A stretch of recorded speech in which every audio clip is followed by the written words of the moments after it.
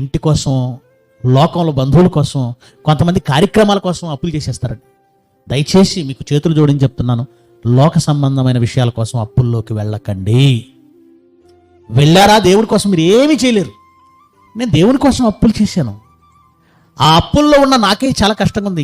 ఇంకొంచెం ఫ్రీగా ఉంటే ఇంకా బాగా బైబిల్ చదువుకుంటూ ఇంకా ఎక్కువగా దేవుని పనులు ఇంకా వాడబడతాను, నాకు స్ట్రెస్ ఎక్కువ అవుతుంది అనిపిస్తుంది. అసలు అప్పుల్లోకి వెళ్ళకండి, మీరు అప్పుల్లోకి వెళ్ళకూడదు.